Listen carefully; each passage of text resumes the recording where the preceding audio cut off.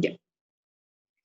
Pues bueno, chicos, vamos a iniciar con la sesión de hoy. Habíamos terminado de ver todo lo que era la normalidad, ¿no? En cuanto al desarrollo del sistema esquelético y muscular.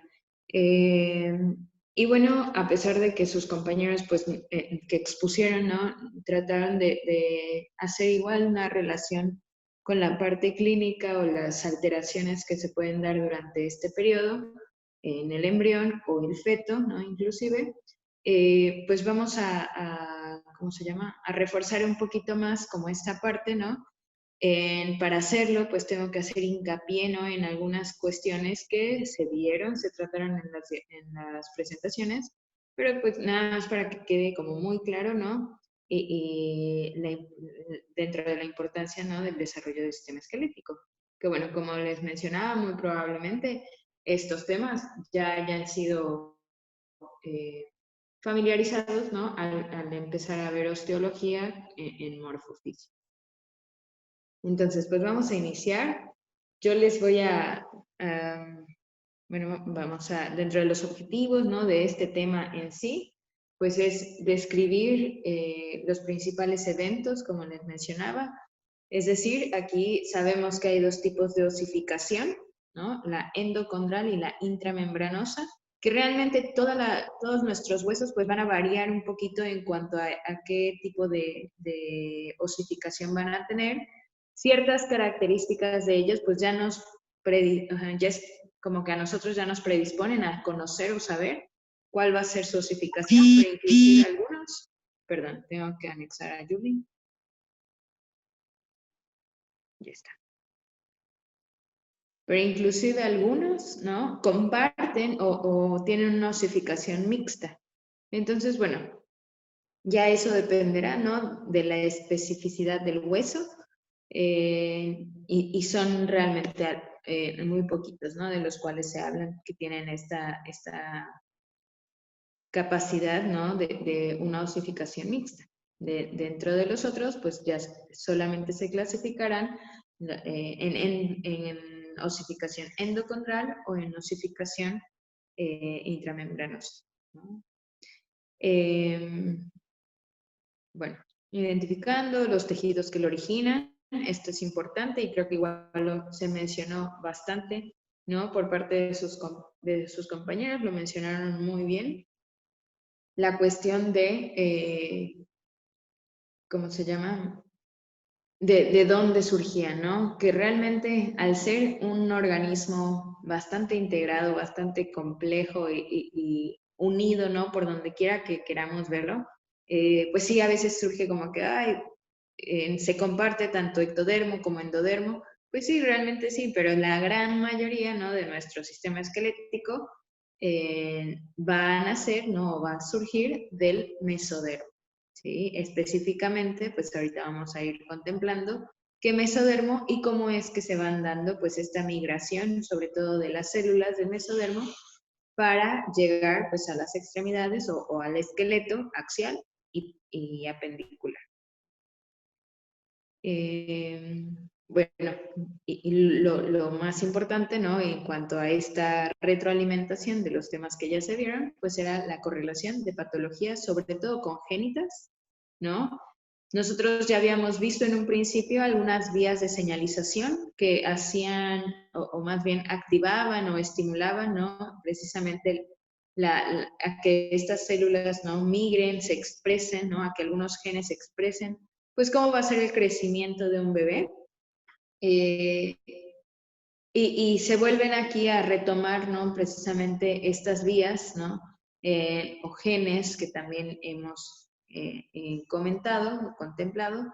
Y bueno, con respecto, ¿no? A esta relación, ya sea de genes o inclusive, ¿no? Algunas alteraciones en cuanto a la osificación de los huesos, ¿no? Durante pues, el desarrollo o el crecimiento, inclusive ya en la vida postnatal, pues se van a dar estas alteraciones, ¿no? O estas patologías. Entonces, bueno, va a haber una gama, ¿no? Una amplia gama de estas patologías que son de las que hablaremos el día de hoy.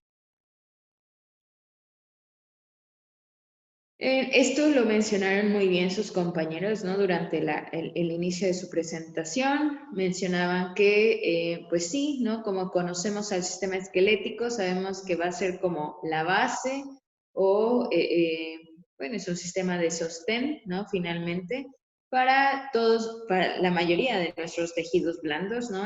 Llámese fascias, músculos, tendones, ligamentos e inclusive vísceras, ¿sí? Y bueno, también funciona como a manera de protección, vaya, como una cueva o un recipiente, ¿no? Duro, que finalmente protegerá contra traumatismos a nuestras vísceras internas, ¿no? O a nuestros órganos internos. Pero no es solamente esa función, ¿no? Ni tampoco solo el movimiento, que bueno, el movimiento se trabajará en conjunto con la musculatura esquelética, pero no es nada más esa función la que tiene el sistema esquelético, ¿no? Sino también genera funciones metabólicas o endocrinas gracias a distintas enzimas y sus mismas células, ¿no? Osteogénicas que tienen pues cierta relevancia, cierta función, ¿no? Dentro de la formación del hueso, ¿sí? Y su remodelación. Y esto está implicado, ¿no? En la regulación del calcio a nivel vascular, ¿no? A nivel sanguíneo más bien, a nivel plasmático, que pues de alguna manera va a poder ser detectado, ¿no? Por receptores, ¿no? A nivel de sangre. Y si en algún momento hay variabilidad, ¿no? Ya sea hacia la baja o hacia la alta de este calcio, pues entran en juego, ¿no? Distintas hormonas, sobre todo las paratormonas, la calcitonina, para que ya sea aumenten los niveles de calcio o por lo contrario, disminuyan los niveles de calcio en sangre. Y esto va a ser gracias a la función, ¿no? De, como mencionábamos, de resorción y remodelación que tiene el hueso, es decir, de dónde van a poder obtener, ¿no? En algún momento dado nuestro cuerpo, si necesita calcio circulante, pues del hueso, y por el contrario, pues igual manejará o contemplará como una parada de esa resorción en caso de no necesitar, ¿no? Entonces, es como entra en juego, ¿no? Esta parte del metabolismo óseo. Sabemos que, bueno, desde su formación, ¿no? A nivel de embrionaria, pues la morfología de los huesos es distinta, ¿no? Dependiendo de sus funciones. Los del cráneo, pues sabemos que son un poquito más planos, más lanares, por así decir. Y pues dependiendo, ¿no? Por ejemplo, de las extremidades, pues van a ser más largos. Y bueno, va a ir variando, pues, en algún punto, en línea de trazo, por así decir, pero bueno, esas variabilidades únicamente es una autopsia, ¿no? Que si realmente no son, o sea, no tienen una implicación clínica, pues no van a modificar algo en el paciente, ¿no? Bueno, su determinación, ¿no? La determinación sobre todo de su crecimiento o desarrollo va a estar dada de manera genética, pero no es la única, no es el único factor quien determina esto, ¿no? Sino también van a ser dependientes del sexo e inclusive su variabilidad, pues ahí depende igual de si somos mujeres u hombres, de factores endocrinos, ¿sí? Sobre todo vamos a ir comentando más adelante, por ejemplo, la deficiencia de la hormona tiroidea o el aumento de la secreción, ¿no? De una hormona que se llama hormona de crecimiento, que también va a estar implicada, ¿no? En algunas patologías de este desarrollo esquelético.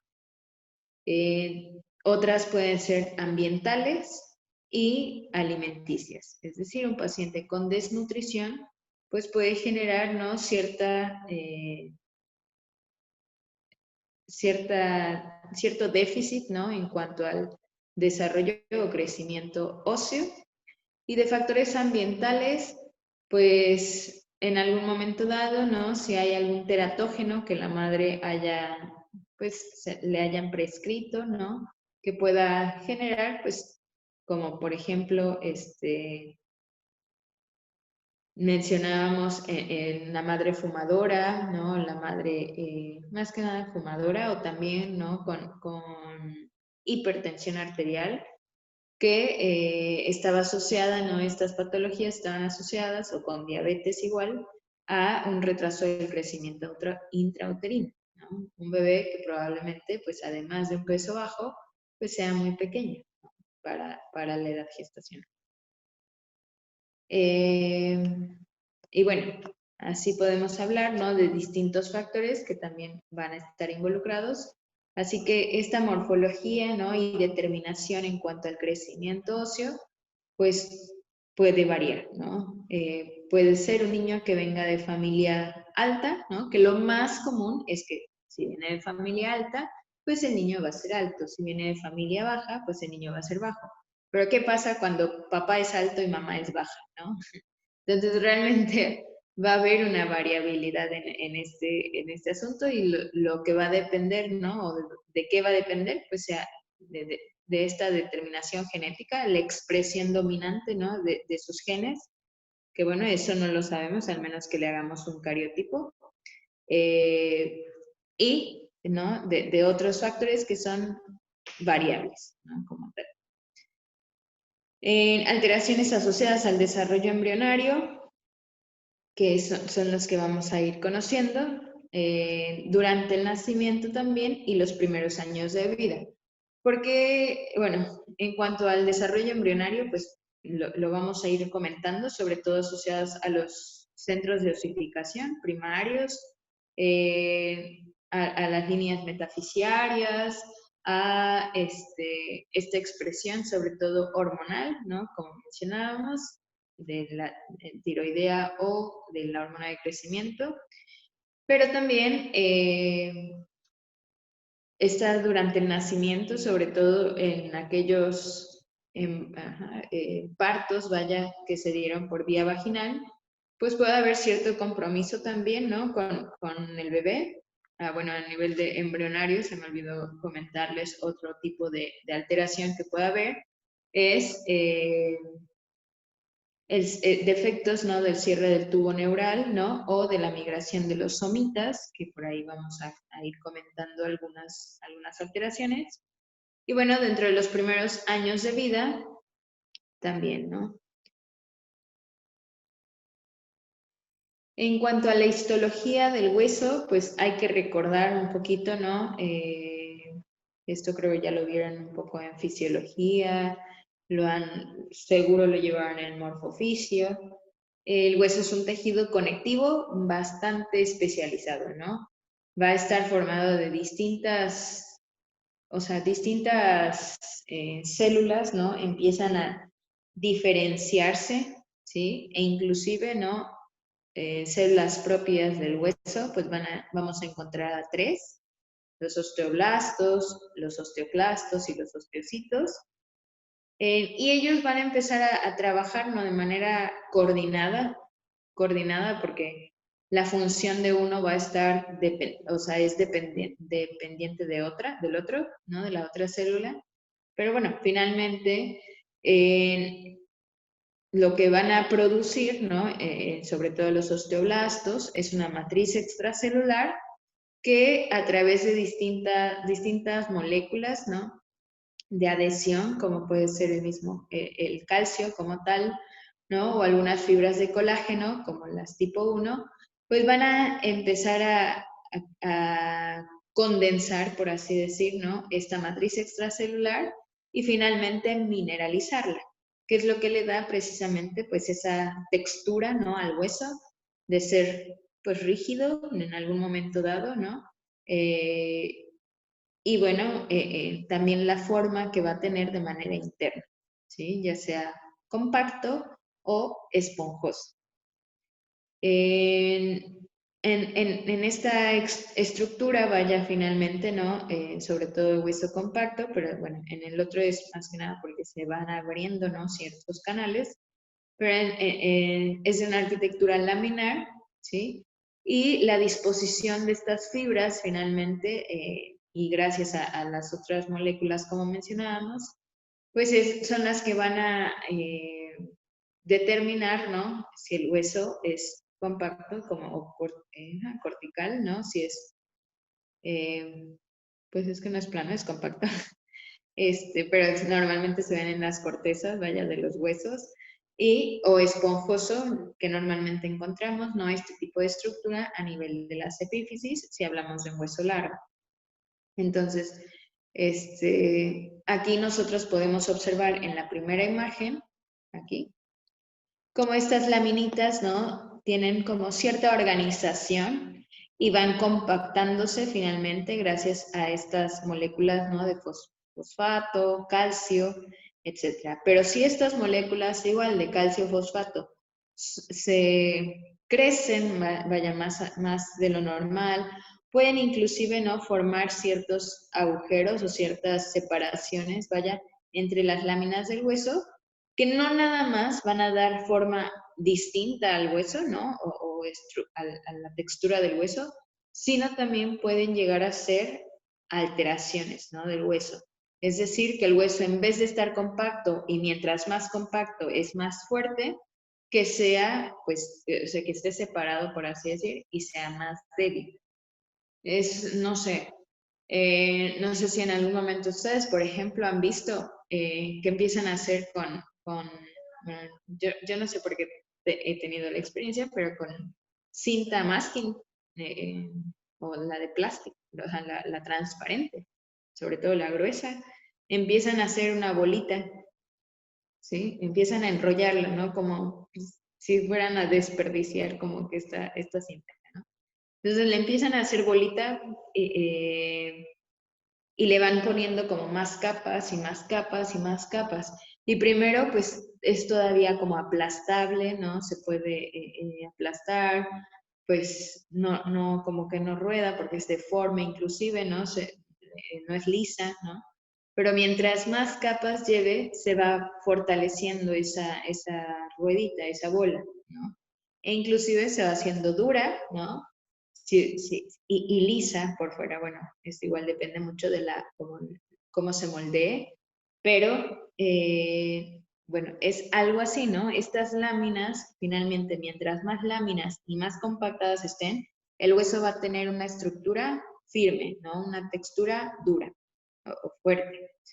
Pero, y mientras no estén compactadas, y vaya que pueden ser estas mismas moléculas de adhesión o el calcio, ¿no? El fosfato, que separen estas fibras, entonces va a haber un hueso con una corteza débil que muy fácilmente pueda fracturarse, ¿no? O quebrarse. Entonces, aquí tenemos como un principio, ¿no? Que es por eso, ¿no? Que a los huesos de forma normal, pues se les va a describir como una arquitectura laminar, ¿sí? Y a pesar de que sean láminas, como están muy compactas, pues va a ser dura. Otro ejemplo que ahorita se me acaba de ocurrir es como, no sé si han escuchado de las tablas, ¿no? Sobre todo cuando va a haber un huracán o algo, ¿no? Que hablan, es que hay que comprar triplay, ¿no? Las tablas de madera, ¿no? Y mientras más capitas, creo que las triplay por eso se llaman así, porque tienen como 3 capas, ¿no? de madera y son bastante resistentes, pues son las que se utilizan, ¿no? Ya sea igual para armar un mueble, entre otras cosas, ¿no? Una cama, etcétera, la base de una cama, etcétera.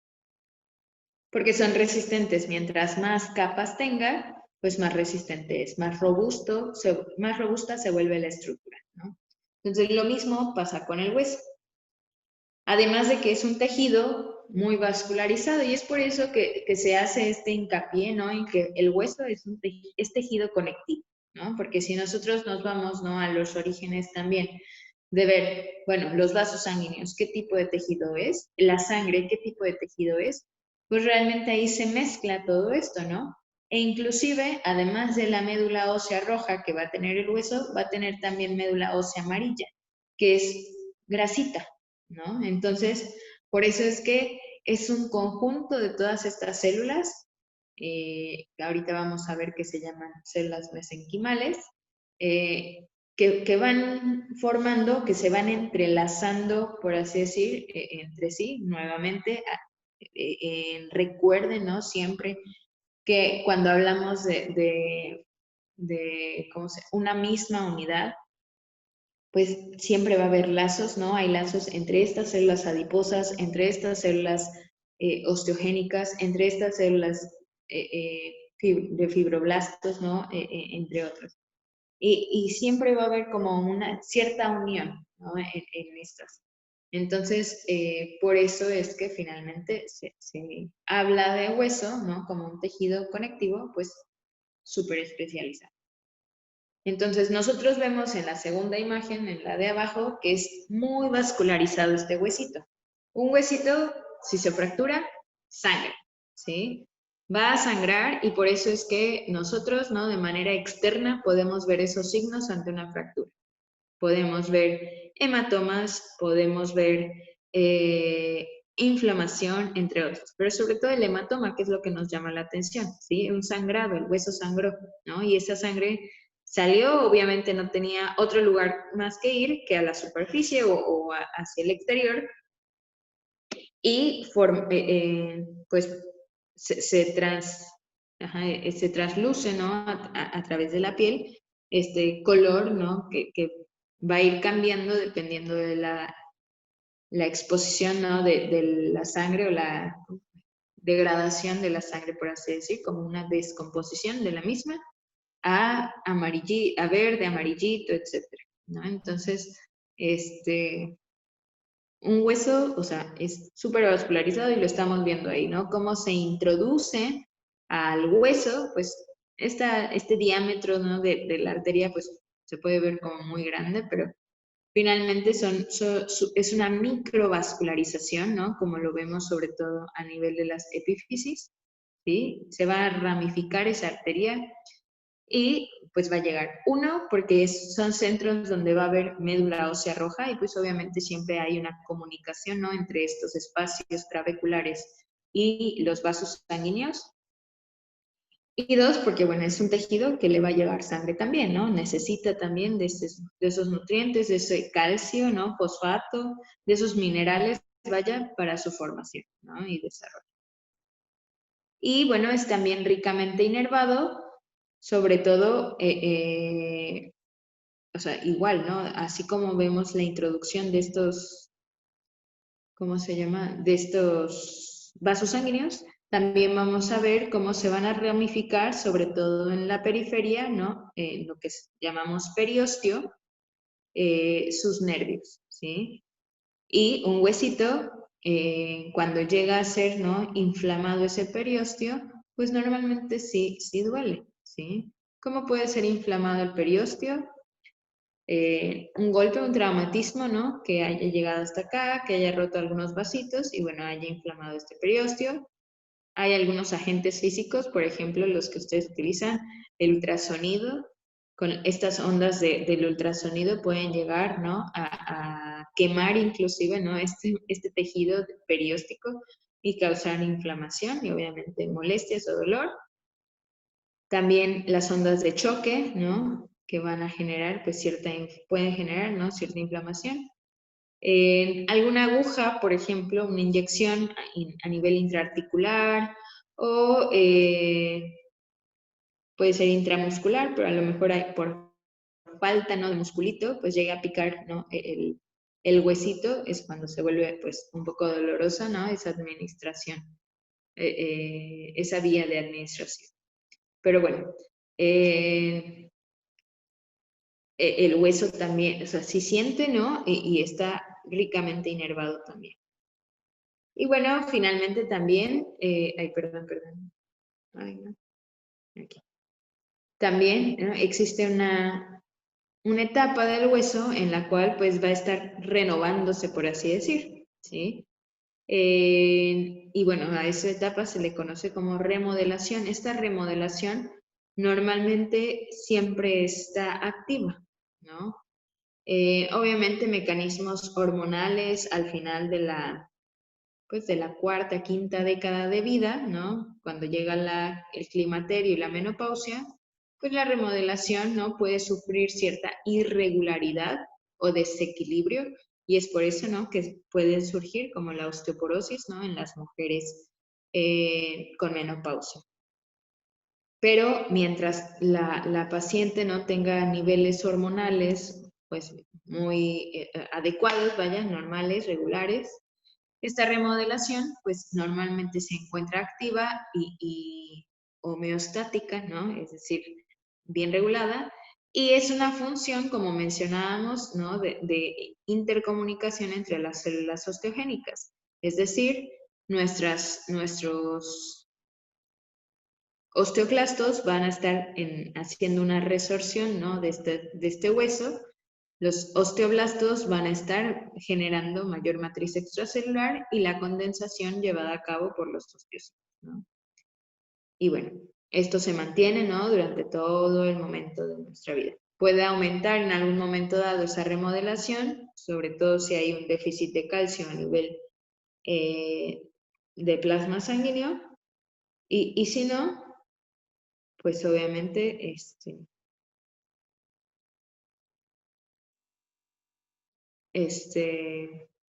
pues se dará, ¿no? De manera lenta, de manera periódica, ¿vale?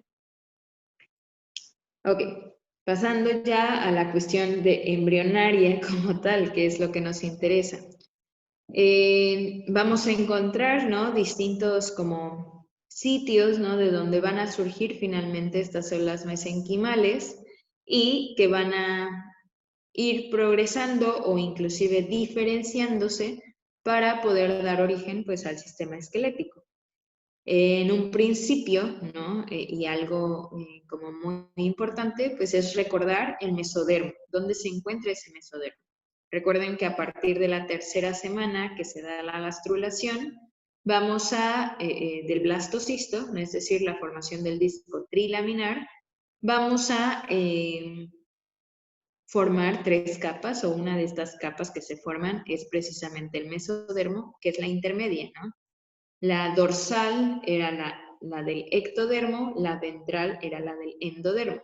Aquí, por ejemplo, en la imagen que volvemos a recordar de este corte transversal, lo azulito es el ectodermo, esta es la parte dorsal, vaya, y lo amarillito es la parte ventral, que vendría siendo la parte del endodermo, ¿sí?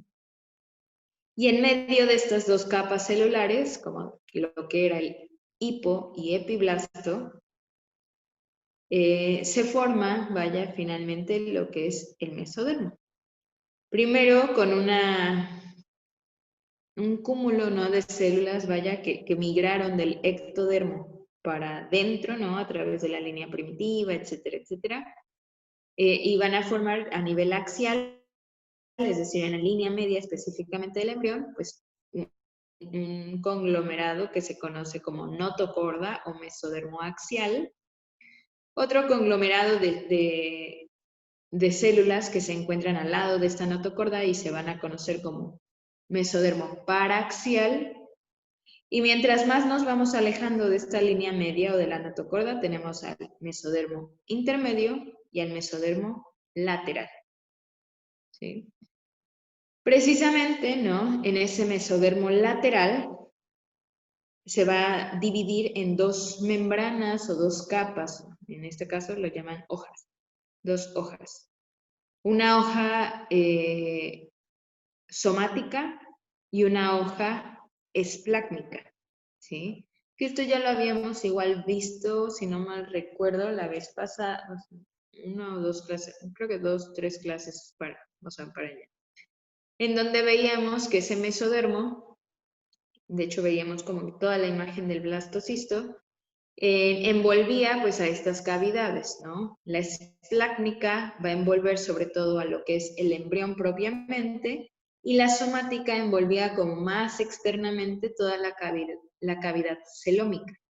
Pero bueno, para no hacer como que todo el chiste en grande, tenemos aquí que de la hoja más dorsal van a ser la parte somática, y de la hoja ventral, ¿sí? Es decir, esta parte que acompaña precisamente al endodermo, va a salir la esplácnica. ¿Sale? El mesodermo esplácnico y el mesodermo somático. Uno acompaña al ectodermo, la somática, y la esplácnica acompaña al endodermo, y es ventral. Y, bueno, nos menciona que igual de esta hoja somática lateral, ¿sí? Se van a ver, ¿no? Ciertas células, ¿no? Mesodérmicas que van a migrar hacia la formación, sobre todo, ¿cómo se llama? De la pared, ¿no? Anterior y posterior del abdomen. Y por último, también tenemos células a nivel del mesénquima de las crestas neurales. Nosotros sabemos que gracias a la formación de la notocorda se va a iniciar, se va a activar, por así decir, el proceso de formación o del cierre del tubo neural, que termina alrededor, ¿no? Al final de la tercera, inicios de la cuarta semana o cuarta semana. Aquí en el ectodermo precisamente, ¿no? Se va a empezar a hundir, decíamos, se forma un conducto o un tubo, que bueno, primero un conducto, que van a generar pues estos pliegues, ¿no? Neurales o crestas neurales para ir cerrando precisamente, ¿no? Ese tubito, ¿no? Esa forma en forma cilíndrica.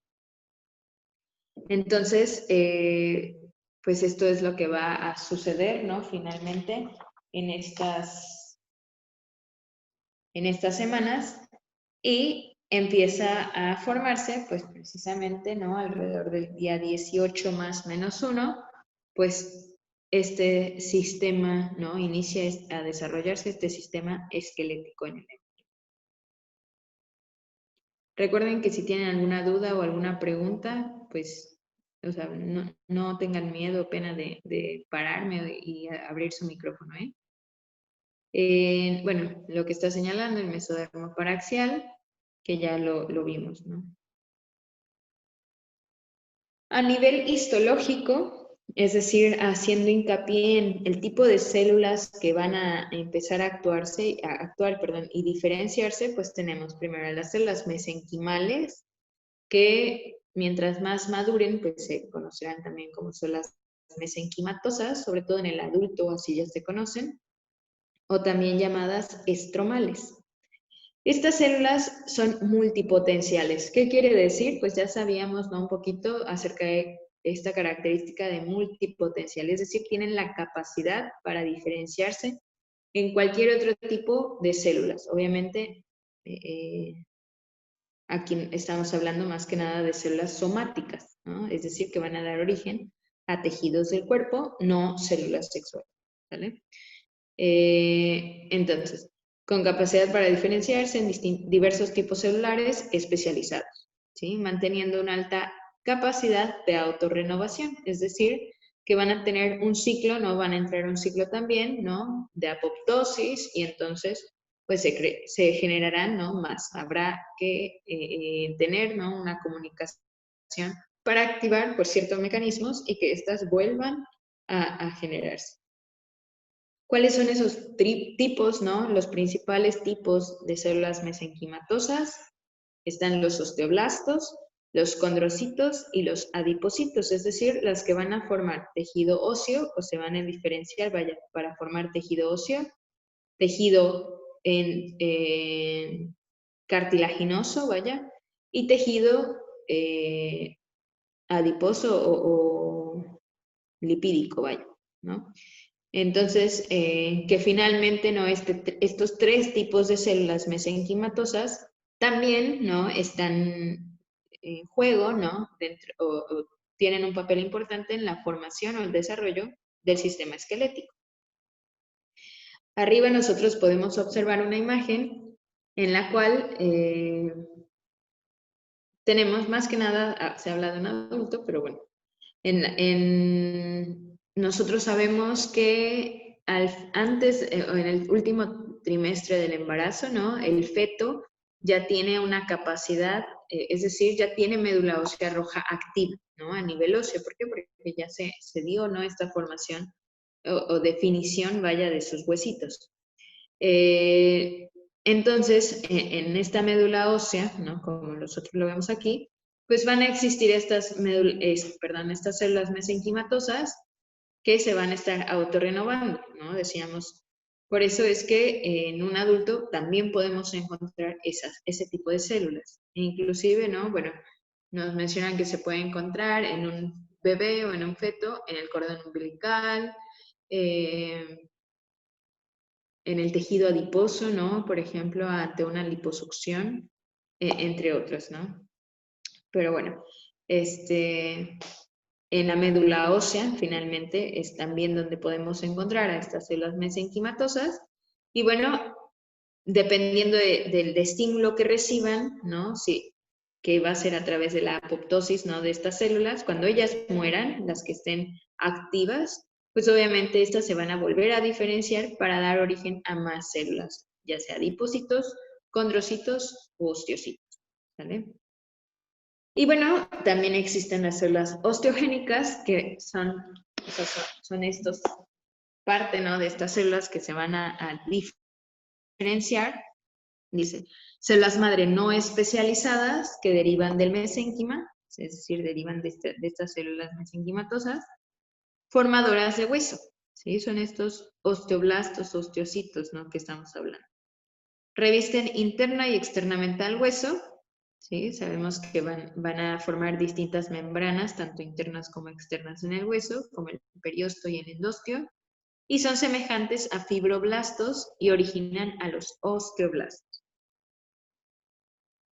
Entonces, pues finalmente, ¿no? Son estas mismas células de las cuales estamos hablando, ¿no?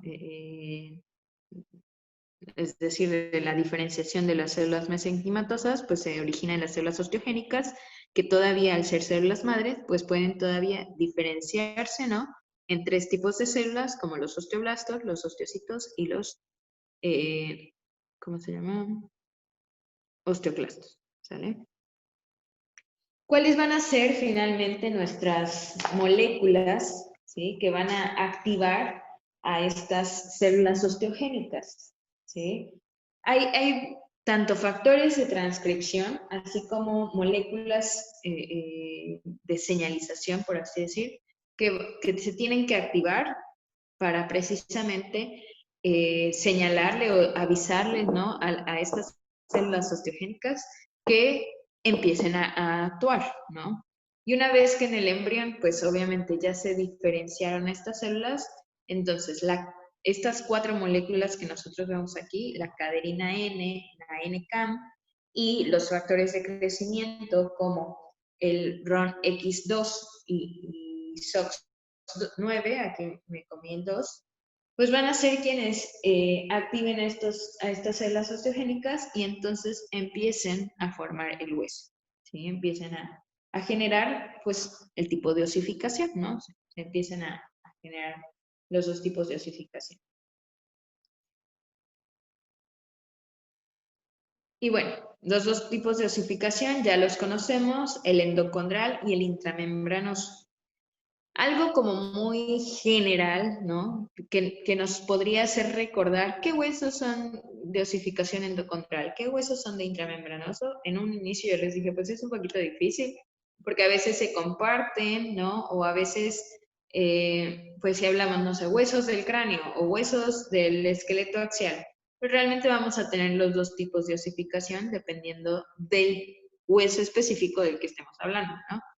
Pero normalmente o de manera muy general podemos hablar que la osificación endocondral va a estar asociada, ¿no? Más asociada a la formación de huesos largos y la intramembranosa a la formación de huesos planos.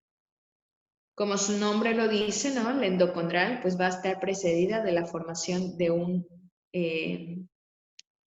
una base, un esqueleto cartilaginoso. Y la intramembranosa, más que nada, es una constitución directa, ¿no? Como menciona aquí, del tejido mesenquimatoso. Entonces, bueno, el endocondral, pues es un poquito más complejo, ¿no? Esta serie de eventos que sucede para que se osifique el hueso o se forme.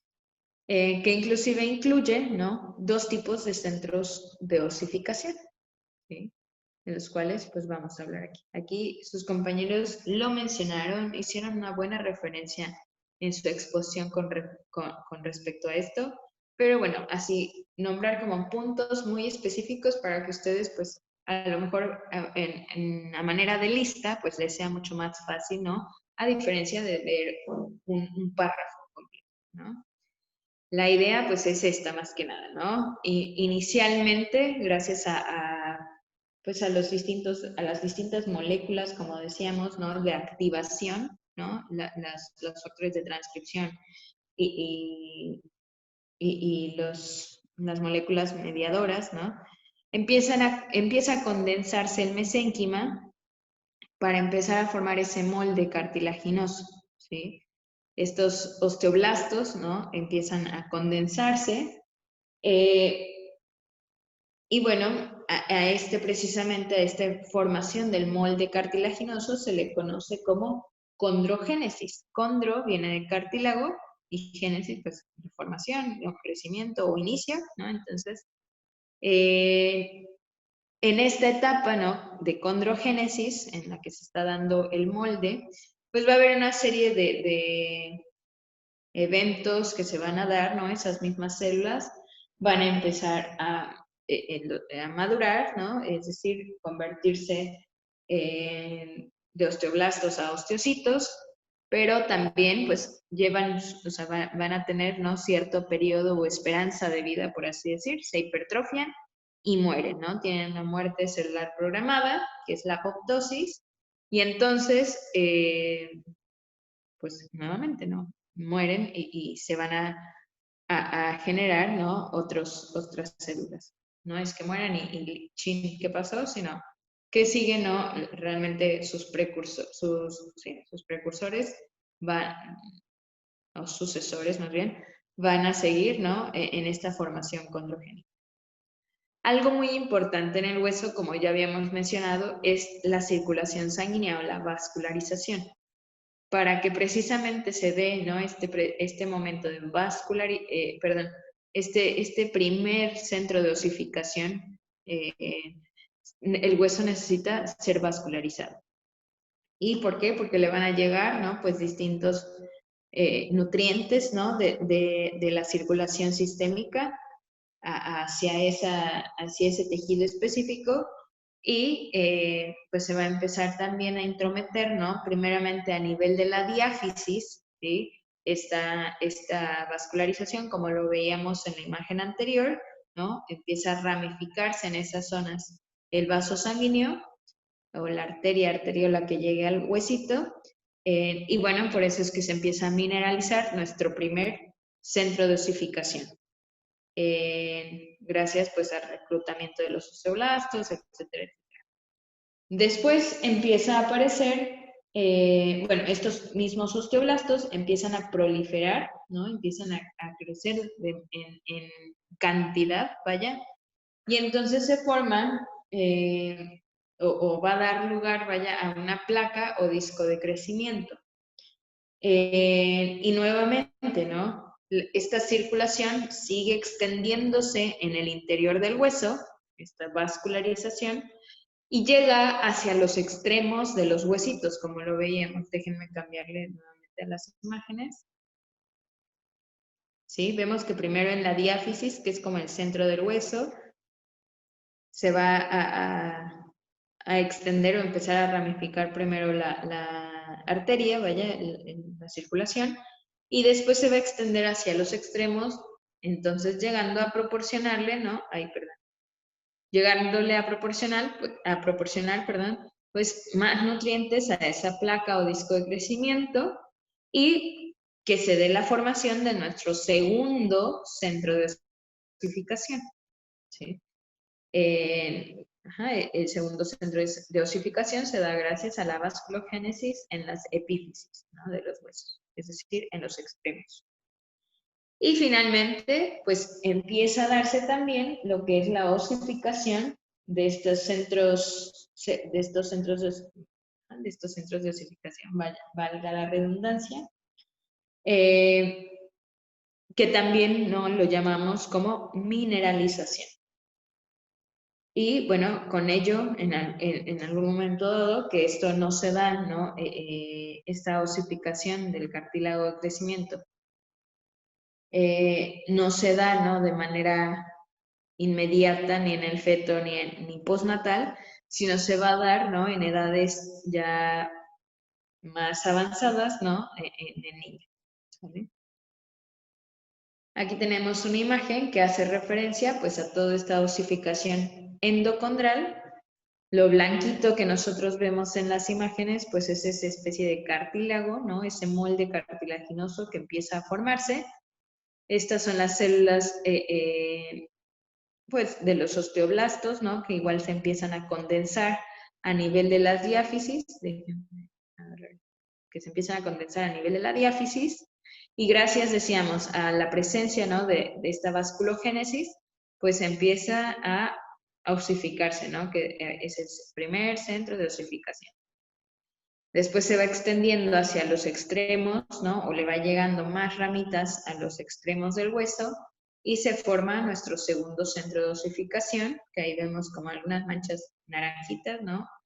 Que son las que están formando pues ese segundo centro de osificación, para que después, pues obviamente a lo largo de la vida, ¿no? Del niño sobre todo, pues terminen de osificarse o mineralizarse ese huesito, sobre todo pues el cartílago de crecimiento que queda, ¿no? Entre las epífisis y la diáfisis, como una placa metafisiaria, y después, pues al momento de osificarse completamente, pues va a quedar como una línea metafisial, ¿no?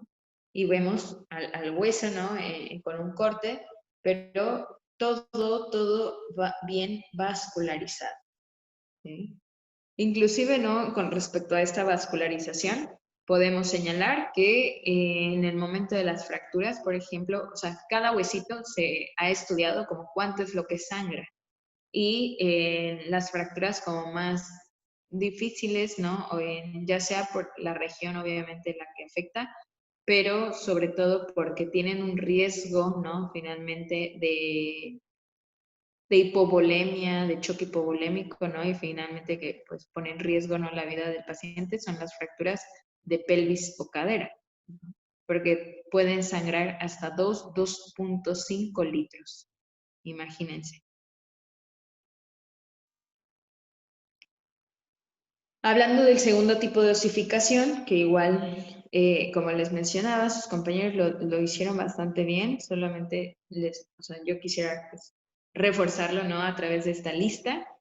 Es muy similar a lo que ya hemos visto, nada más que no vamos a encontrar más que un centro de osificación porque es una formación directa, por así decir, del hueso, ¿no? Hay una condensación del mesénquima,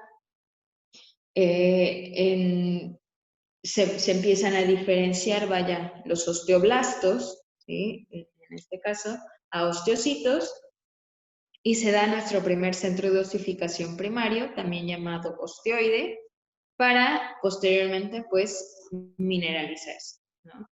Y en esa mineralización, pues, ya tenemos como tal, ¿no? Esta maduración de los osteoblastos o la formación de los osteocitos.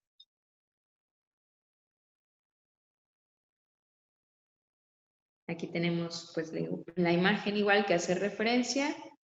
Mencionábamos que este tipo de osificación normalmente estaba asociada a huesos planos, por lo tanto podemos asociarla no a huesos como el del cráneo, sin embargo ahí va a haber variabilidad, ¿no? En los tipos de osificación, dependiendo del hueso que estemos hablando. Yo les ponía el ejemplo de una, ¿cómo se llama? Escápula, que también es un hueso plano, ¿sale?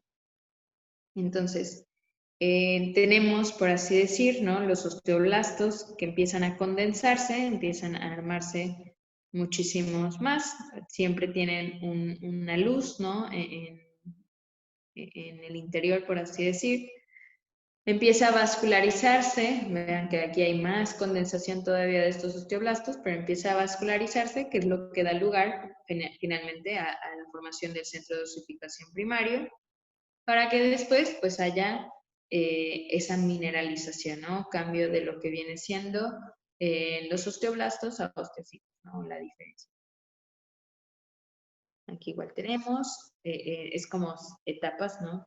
Como si lo dividiéramos, vaya, en etapas, ¿no? A este dibujito. Tenemos, ahí, se me fue, aquí. Tenemos a las células mesenquimatosas, ¿sí?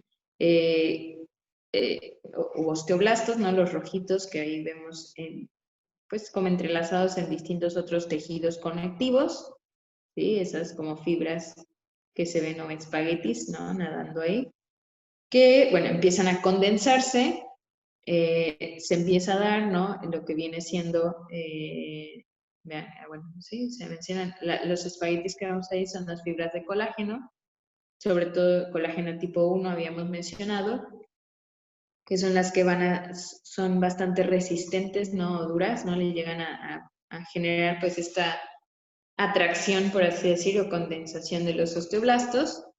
Empieza a llenarse, ¿no? En la luz de sangre, vaya, y se forma el centro de osificación primario, y ya después van cambiando, ¿no? O mineralizándose a osteocitos. Estos blancos que vemos, diferentes a los rojitos que veíamos antes, pues son los osteocitos, ¿sí? Que van a ir uniéndose, por así decir, para mineralizar o osificar, ¿no? La matriz extracelular. Preguntas, chicos, chicas, o dudas. ¿Preguntas o dudas hasta aquí, chicas? No, está bien por mi parte. No, maestra, bien. Igual por mí, todo bien. Ok, gracias. Bueno, pues vamos a finalizar ya esta primera parte y creo que por el tiempo, pues hasta aquí le vamos a cortar. Pero sí quisiera ver más estas correlaciones clínicas, espero no extenderme mucho. Bueno, hay diversas, yo las fui como separando dependiendo como de el cráneo, después les puse unas del esqueleto axial y más que nada, más que nada esos tipos. Bueno, apendicular, pero o sea, más asociados como a tórax. Sí, más que nada eso. Bueno, dentro de estas patologías que vamos a ver, la mayoría son congénitas, es decir, que el bebé pues nace con ellas. Sin embargo, si vamos a ir mencionando en algún momento dado, pues se pueden dar, por ejemplo, la craneosinostosis, no necesariamente tiene que ser congénita, sino que se puede dar a lo largo de los primeros años, ¿no? De vida del paciente. Más que nada, no años, meses, ¿no? Y bueno, la plagiocefalia y braquicefalia también pudieran darse, o sea, no de manera congénita, sino también dentro de los primeros meses de vida. Ahorita que hablemos de ellos, pues entenderán, ¿no? Como que... Entonces, el hipotiroidismo congénito se va a estudiar en un bebé, sobre todo al observarlo y ver pues, ciertas características en cuanto a su activación. Normalmente son bebés como muy laxos, ¿sí? Son bebés con letargo, no nada más como para moverse. Letargo es como un enlentecimiento, pero no nada más como para moverse, sino también como para hablar, pensar, captar las cosas, ¿no? Obviamente en un bebé pues hay cierto tipo de conciencia o grado de conciencia que no podría estudiarse como que eso, ¿no? O verse como de manera muy definitiva.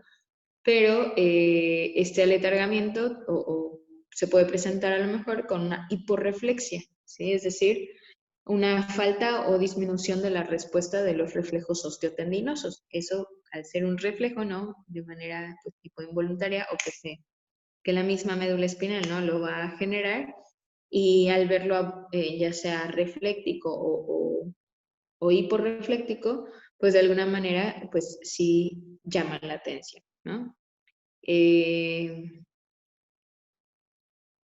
Entonces, bueno, finalmente así inicia, ¿no? Como la sospecha. De todas maneras, nosotros creo que ya habíamos hablado de esto igual, entre el tercer día y el séptimo día de vida, o tercero y quinto aproximadamente, se requiere que se haga un estudio a todos los bebés que nacen, ya sea en hospitales particulares, en hospitales públicos, ya sean sanos o no sanos. Se necesita que se haga un estudio de escrutinio que se llama tamizaje o tamiz metabólico o tamiz neonatal. No es el único tamiz que se hace a los recién nacidos y por eso es que se puede conocer también como tamiz metabólico. Se estudian distintas alteraciones, tanto metabólicas como endocrinas, y ahí es donde se podría observar, ¿no?, estas deficiencias, sobre todo de hormonas tiroideas en el bebé. ¿Cómo se le hace? Creo que en algún momento hemos estado familiarizados, espero, si no, pues les platico un poquito. Es un papel filtro, ¿no?, que la empresa, pues, donde se realiza, tiene, ¿no?, y donde se va a hacer el estudio, que tiene como 4 circulitos donde especifica, ¿no?, el límite donde se debe de manchar de sangre ese papel filtro. Al bebé en el talón del pie, a veces en el lóbulo de la oreja también se puede hacer, pero normalmente en el talón del pie se limpia bien y se le hace un piquetito, así como cuando se saca glucosa, ¿no?, capilar. Igual, se le hace un piquetito al bebé, que es una aguja muy pequeñita, solamente como que con el borde cortante para que pueda, pues, salir sangre. Entonces se llenan los 4 circulitos del papel filtro con la suficiente sangre posible y se mandan a estudiar, y alrededor de 48 horas o una semana, cuando mucho, o sea, salen los resultados, ¿no?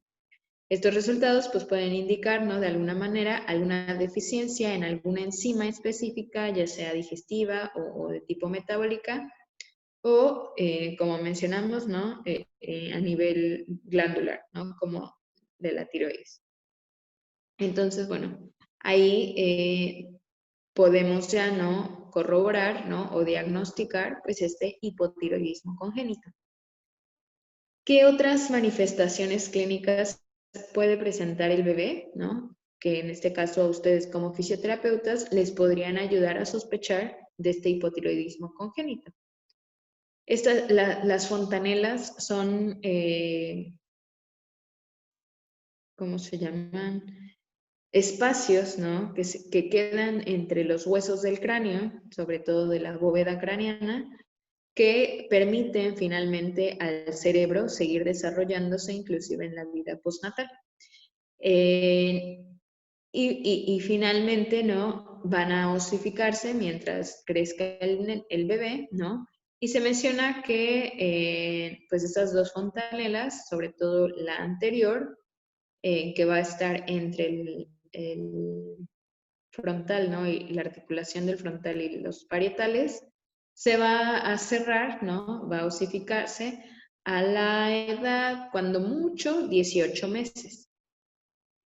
Algunas bibliografías nos dirán 15 meses o hasta 18 meses, ¿no? Pero bueno, entendemos que durante los primeros 2 años de vida, ¿no?, esta fontanela pues va a seguir abiertita, ¿no?, porque finalmente se está todavía terminando de desarrollar el tamaño del cerebro, ¿no?, o del encéfalo, y pues le permitirá finalmente no tener ninguna limitación, ¿no?, en cuanto a su crecimiento, ninguna presión sobre el mismo tejido. Entonces, para eso sirve finalmente estas fontanelas.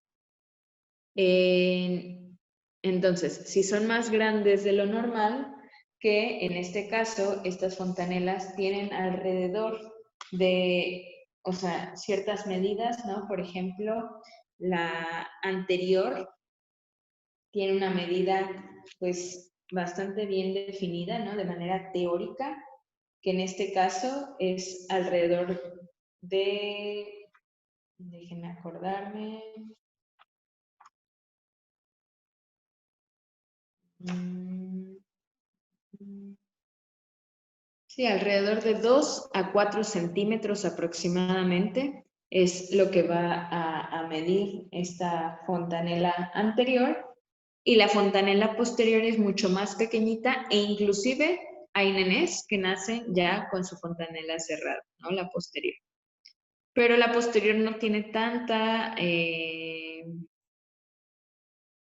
pues no manifiesta, ¿no? Como que cierta alteración, ¿no? Para el desarrollo del cerebro. La anterior, sí, sobre todo para el desarrollo del lóbulo frontal, que es el que nos va a dar como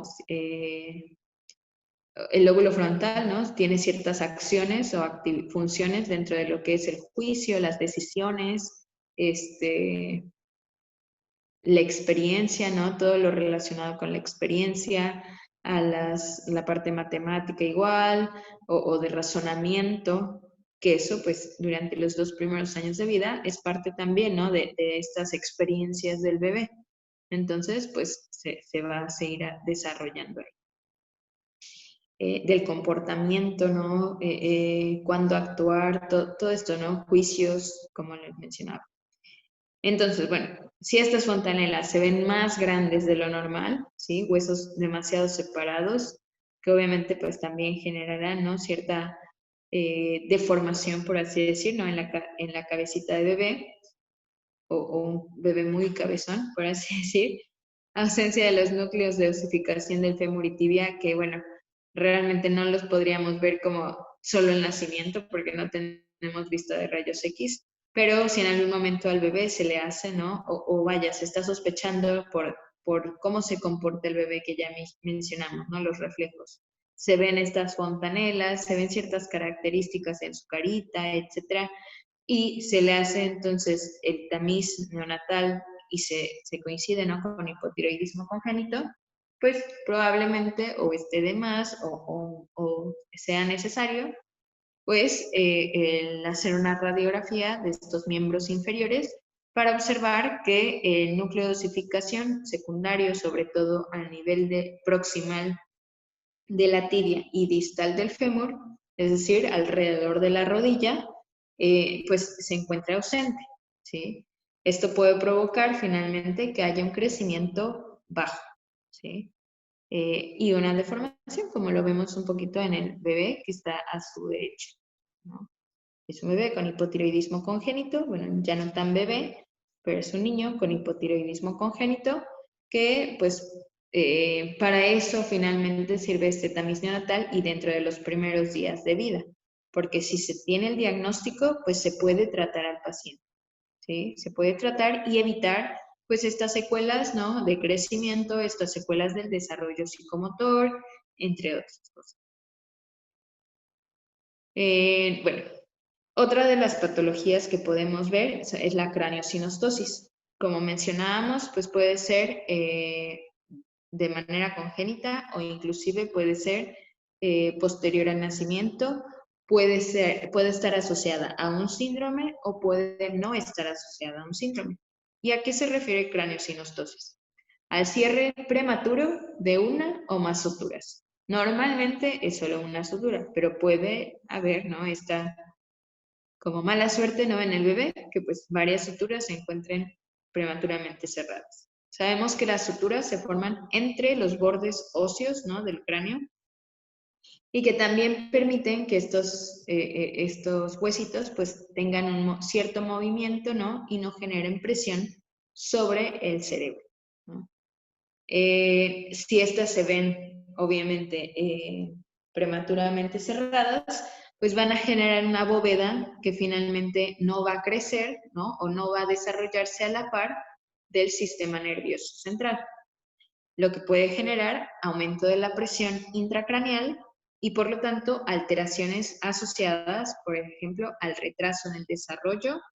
También puede haber letargo, puede haber ceguera o alteraciones de los movimientos de los ojos, como estrabismo y convulsiones, ¿sí? También otros síntomas que, bueno, yo les puse los principales asociados sobre todo a esta alteración sobre el cerebro, ¿no? Otras manifestaciones siempre del cráneo que están asociadas a esta craniosinostosis pero que bueno, puede ser, ¿no? No tan como, o sea, se pueden tratar, ¿no? Finalmente, porque se observan como a simple vista en el bebé. Son los diferentes cráneos que puede haber, ¿no? Del bebé. En las imágenes podemos ver, ¿no? Los diferentes tipos de cráneo, por así decir, ¿no? Llamamos al bebé cabezón o al bebé como que con cabeza de balón o bebé como deforme, o sea, su cabecita está deforme. Sabemos que durante el trabajo de parto, sobre todo vaginal, es normal, ¿no? Es precisamente estas suturas ayudan a que los huesos se puedan, ¿cómo se llama? Pues solapar ¿cómo se llama? No, cabalgar, es decir, sobreponer, ¿sí? Para que precisamente la cabecita del bebé pues pueda salir, ¿no? A través del canal vaginal. Y por eso es que dentro de los primeros días, ¿no? De meses de vida de un recién nacido, pues su cráneo va a adquirir cierta forma, ¿no? Pues hay que estar vigilando, ¿no? Que finalmente cambie esa forma. Dentro de, bueno, yo les comento que estoy dedicada a estudiar ahorita osteopatía y hay un área precisamente de osteopatía pediátrica que se encarga precisamente de evaluar, ¿no? A estos bebés que nacen con deformaciones en el cráneo y pues darles tratamiento de una manera como que pues inmediata, ¿no? O mediata.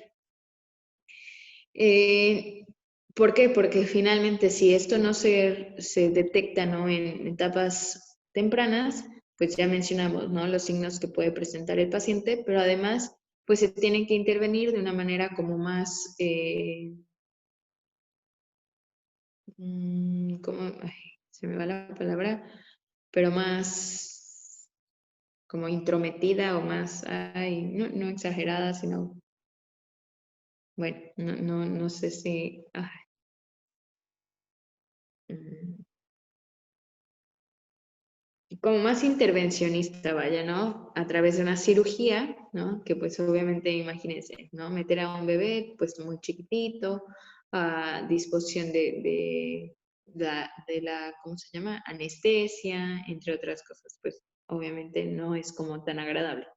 Entonces, si se puede hacer, ¿no? Algún trabajo manual de manera externa, ¿no? No tan invasivo, a eso iba, la palabra era invasivo, eh, si se puede trabajar de una manera pues no tan invasiva, pues qué mejor, ¿no? Entonces, bueno, dentro de este estudio, ¿no? De los huesos, sobre todo a nivel del niño, pues se ha visto que se moldean de una manera tan fácil, ¿no? Y que bueno, son bastante móviles, ¿no?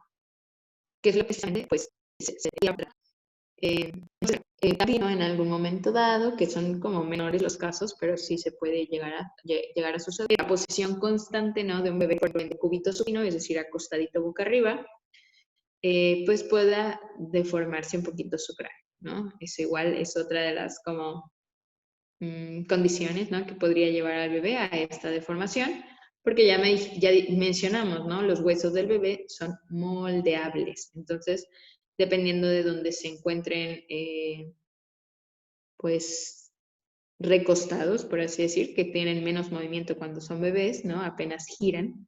Entonces, si la mamá lo mantiene pues mucho tiempo en la cunita, ¿no? O en la cama, o en el piso, en el tapetito o algo, pues su cráneo pues va a ir amoldándose, ¿no? Recuerden que no se recomienda, sobre todo el uso de almohadas, porque dicen, bueno, le pongo una almohadita para que no se quede plano. No, pues no se recomienda, sobre todo si el bebé es poco móvil. Este, y bueno, esa es otra de las condiciones, ¿no? Que puede generar pues estos cambios en el cráneo, como decía. E inclusive, ¿no? Por ahí un maestro nos comentó que había un estudio que estaba, o sea, que había una teoría, ¿no? Que la muerte súbita del recién nacido o del lactante, así se llama, era precisamente por esto, por una posición tan constante en la cuna.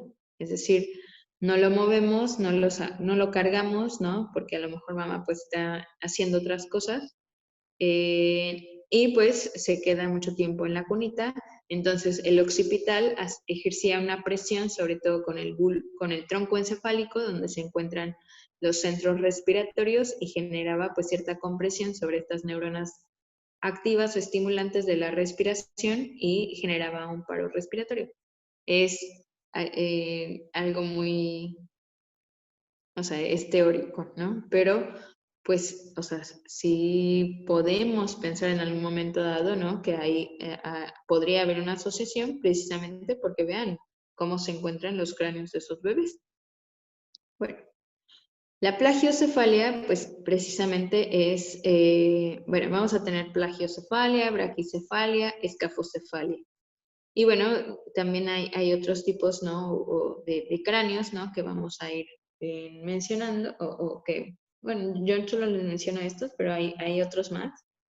Pero estos están asociados sobre todo al cierre prematuro de algunas suturas, ¿sí? Por ejemplo, el cierre prematuro de una sutura frontal, es decir, de un hemifrontal, por así decir, va a generar pues esta cabecita plagiocefálica, ¿sí? Que es asimétrica, ¿sí? Es decir, un lado está como más abombado y otro está más planito. La braquicefalia es el cierre de las suturas, de la sutura frontal siempre de manera prematura. Y lo que da, pues, es un acortamiento de manera longitudinal, vaya, de este cráneo. ¿Sí? Por eso lo vemos como abombado hacia los lados. Y por último, la escafocefalia es, es un cierre prematuro, perdón, de la sutura sagital, es decir, la que está entre los parietales. Y pues nos va a dar esta deformación de la cabecita, ¿sale? Entonces, obviamente dependiendo como todo un recipiente, ¿no? Dependiendo de dónde haya mayor presión sobre las zonas cerebrales, pues son las manifestaciones que cada uno o cada cráneo puede dar, ¿no?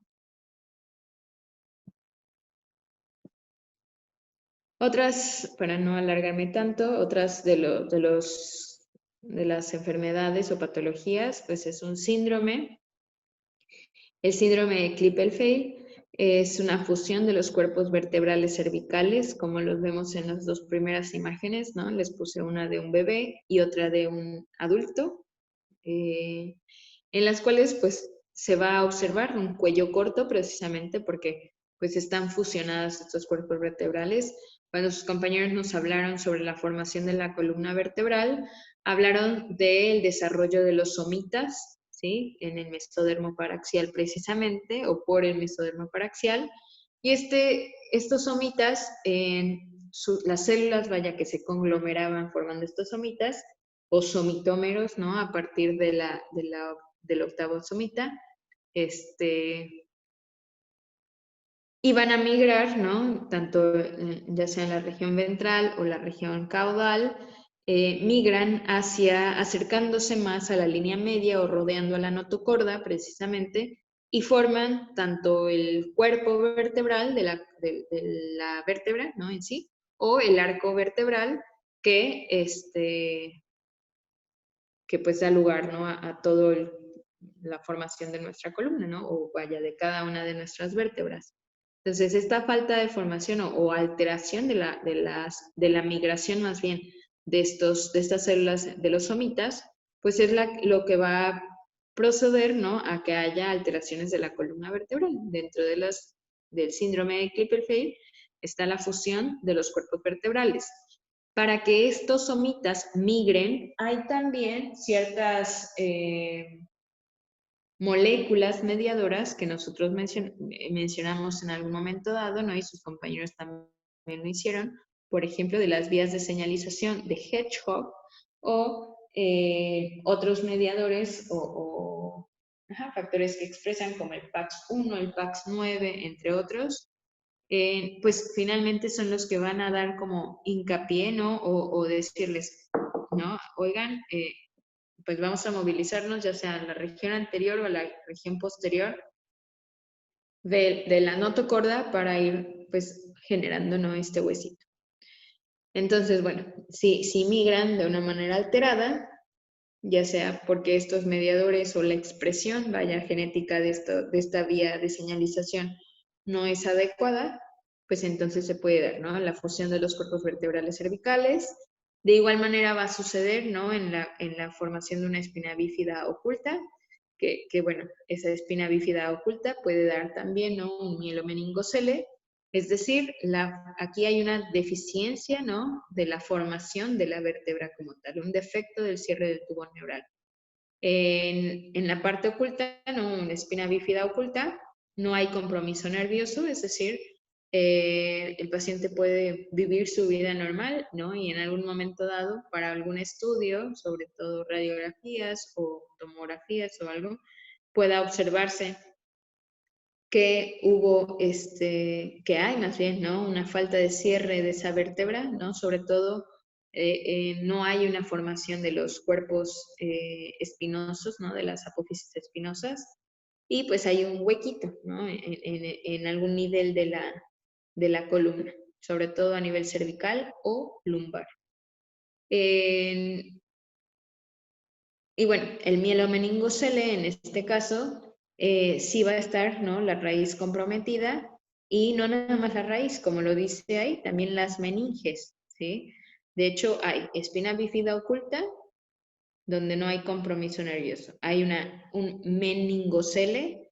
El meningocele, si vemos la imagen, únicamente salen las membranas. Miren, únicamente salen las meninges, ¿no?, las membranas, la dura madre, etcétera, pero no hay ningún compromiso realmente nervioso, no hay ningún atrapamiento.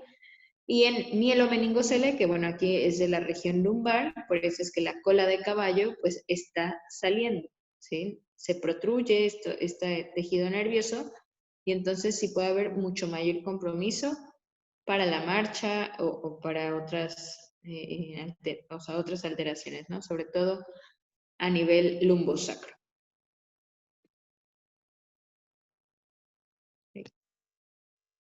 Y por último, también tenemos las alteraciones del esqueleto apendicular que conllevan, ¿no?, lo que es pues la formación de la, ¿cómo se llama?, de la cintura escapular, cintura pélvica, ¿no?, tórax, entre otros. Entonces aquí podemos tener alteraciones del esqueleto axial, bueno, del esqueleto axial con las costillas, más que nada, bueno, sí, estos son del esqueleto axial. Igual el pectum excavatum del esqueleto axial. Que en este caso, ¿cómo se llama? Igual, ¿no? Si va a haber una migración alterada de los somitas hacia la línea media o hacia la notocorda, generando, pues, un aumento, ¿no?, de esta migración, puede darse, ¿no?, la formación de una costilla extra, ¿no?, ya sea en niveles cervicales bajos, ¿no?, C7 sobre todo, o a nivel lumbar también, ¿no? Es decir, L1, L2, que ahí tengan una costilla extra. Igual, no se va a ver, ¿no? Normalmente pueden cursar asintomáticos los pacientes. De alguna manera, tal vez las cervicales pues puedan producir, ¿no?, una hipomovilidad a nivel del cuello, es decir, que el paciente no pueda como mover, ¿no?, en rotaciones, ¿no?, como más libres su cuello, y pudiera generarse, ¿no?, atrapamientos nerviosos, sobre todo del plexo braquial.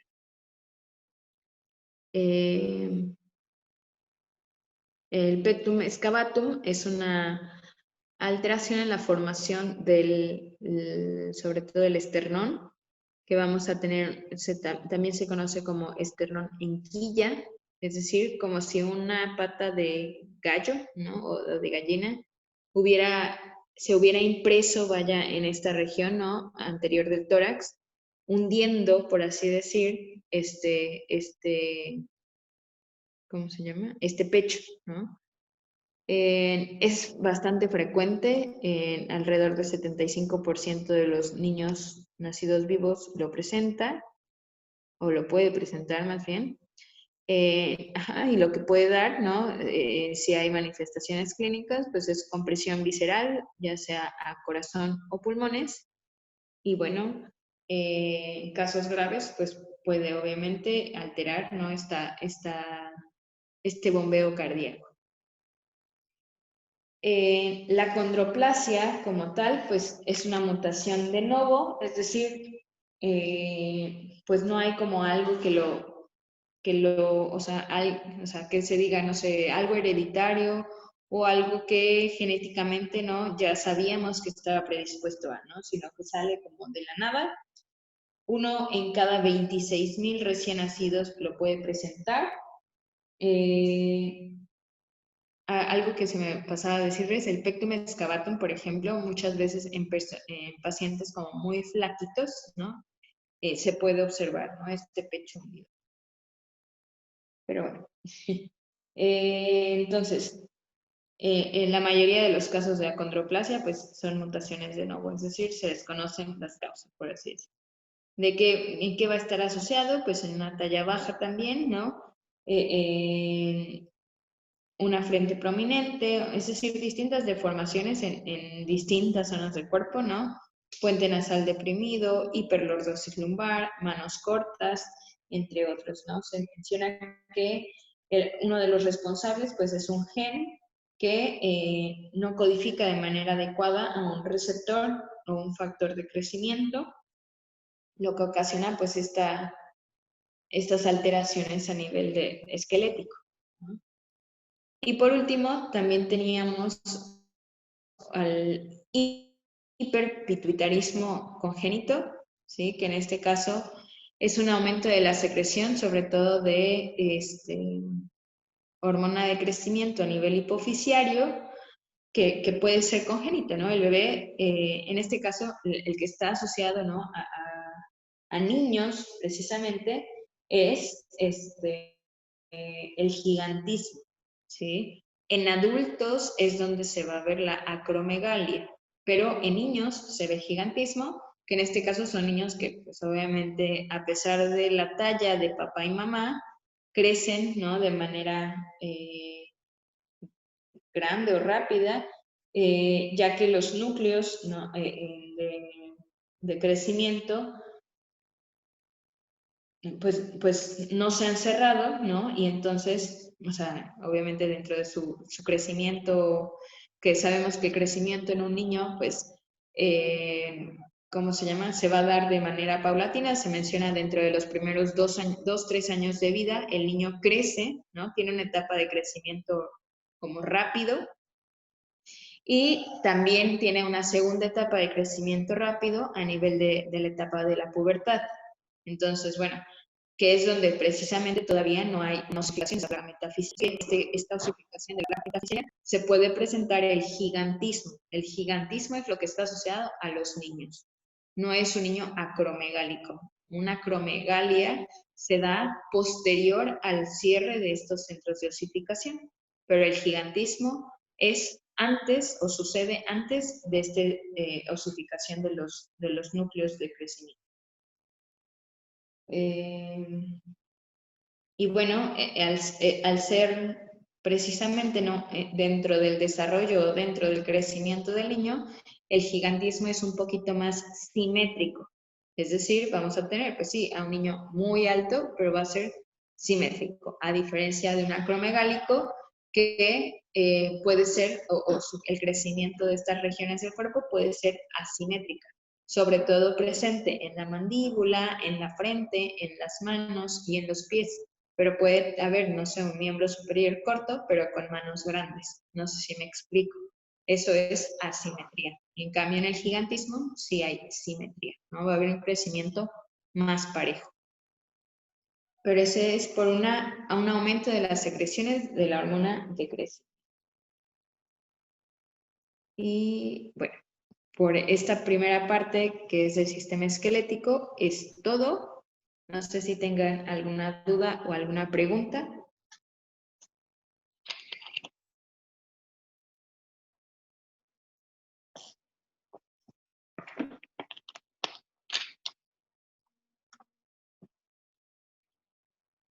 Chicas, ¿tienen alguna duda o alguna pregunta? No, Miss, todo bien. No, maestra. Ok. Pues, si no hay ninguna duda o preguntas, de todas maneras, si les surge algo, pues piénsenlo el fin de semana, anótenlo y me avisan, ¿vale? Voy a dejar de grabar nada más aquí.